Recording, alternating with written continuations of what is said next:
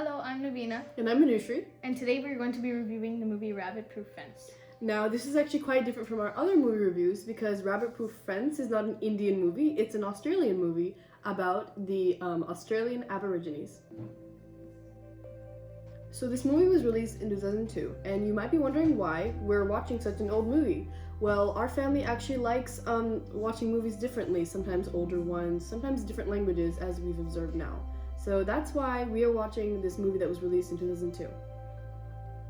So in 2002, neither me or Nawina were born, and it was just the reason why we watched a movie so old and so long ago is because we're trying to, I guess, open ourselves to older movies. I mean, we weren't around then to enjoy them, but they're here on public platforms available to us, and we also want to encourage especially children our age. They don't watch these types of movies willingly. I mean, they don't watch movies of other languages or movies that are older than them. It's usually what's more popular and what's in. So I just want to give you guys a little thing and some advice and let you know that it's the best way to learn more about your culture and everyone around you is to watch those older movies. They're really eye-opening. So now we'll get into the actual movie review. So, as I mentioned before, this is an Australian movie about the Aborigines. Now, what you have to know is Australia has this native tribe called the Aborigines, and it's just like Native Americans here in the US. So the reason why I love this movie so much is it's about 3 girls who are actually trying to escape from this camp that they've been put in.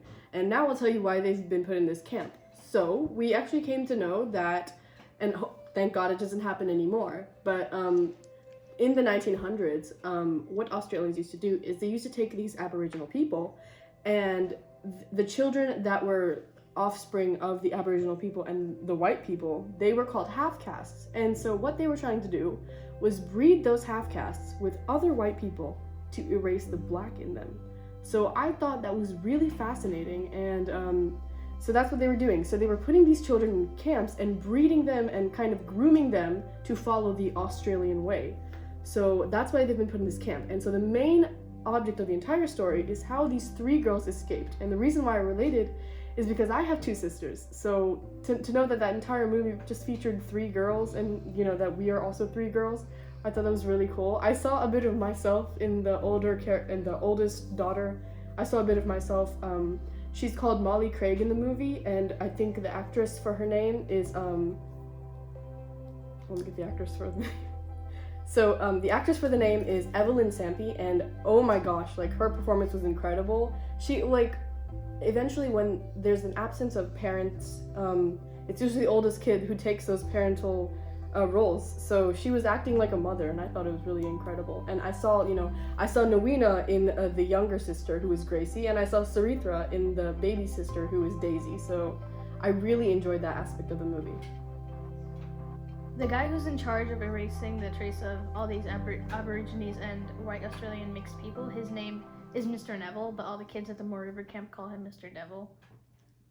I thought that was cool but sad at the same time. So basically, why they take all the mixed people and make sure they're not escaping away and living with the other natives is because since they're mixed, they want them to continue marrying white over and over until their trace of Aborigines is erased.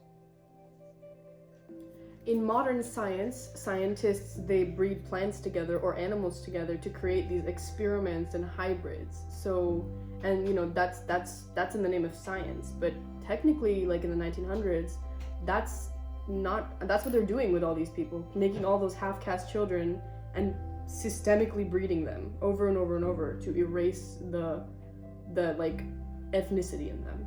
So I thought that was really unsettling. So I want to talk about the initial shot, and the initial shot of the movie it's this super close-up shot of these tan bumps. I seriously had no idea for the first I guess maybe 30 seconds of the movie. It was just zooming out, and I thought that was, it was an interesting choice. My entire family, we were wondering, what are they showing? Are they showing some sort of landscape? Are they showing a close-up of an object? They were actually showing all the bushes in the Australian outback. So it's a great choice to portray that, because you're showing a different region that's not necessarily something that's known to the viewers. Like, we have never been to Australia, we've never seen the landscape there, so to use those long shots and those really big panoramic kind of images was really great in a way to convey the entire just kind of aesthetic of the movie to us. So the music of the movie, it was kind of unnoticeable, if that makes sense. They didn't use much music at all, but whenever they did, it was the music of the Aborigines people, and they basically use it at the start of the movie and the end of the movie. And yeah, that's it for the music, but it was nice.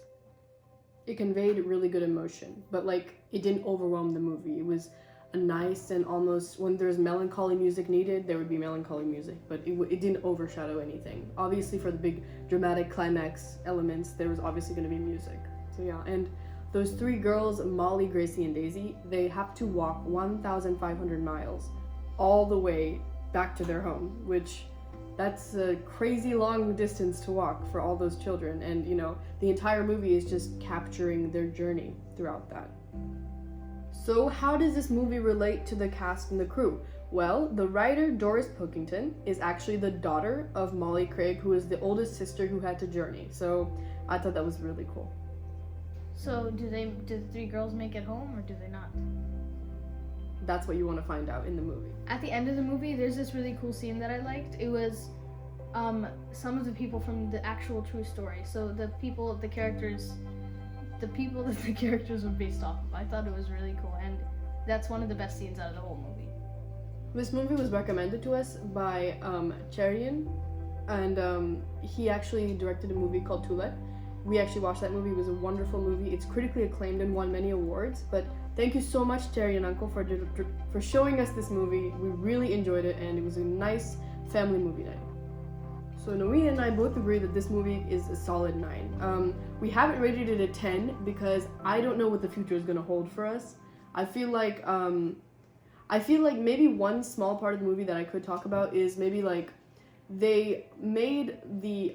I feel like they might have condensed the entire 1,500 journey a little bit, and it kind of just felt I feel like there's a lot of things they could have talked about, maybe like how those girls were able to sleep, how they got food, and it does to an extent, but you know, obviously that's difficult to do, and especially to keep an audience engaged for a story about girls walking 1,500 miles, that's difficult to do, but they managed to do that. But I give this movie a 9, and that is the highest rating we've given for a movie so far, so it was really a great movie, and I recommend you watch it. We're not professional movie critics, so if you have any comments, tell us, comment down below. Please like, share, comment, and subscribe. Don't forget to comment other movies for us to watch, because we love watching movies. And also watch Toulet by Uncle Chelian.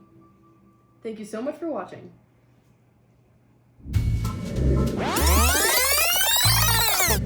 Hello, I'm Nawina. And I'm Manushree. And today we're going to be reviewing the movie Rabbit Proof Fence, based on the true story. I'm following.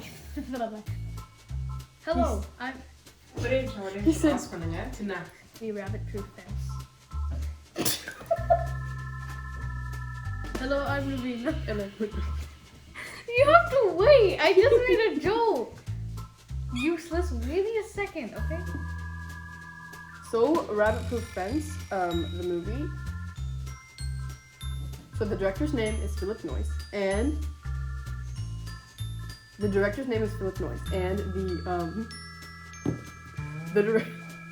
this incredible movie was directed.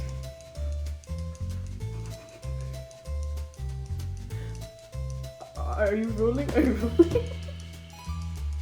Okay, just you got that part done. Just You got it. You got the noise. You got.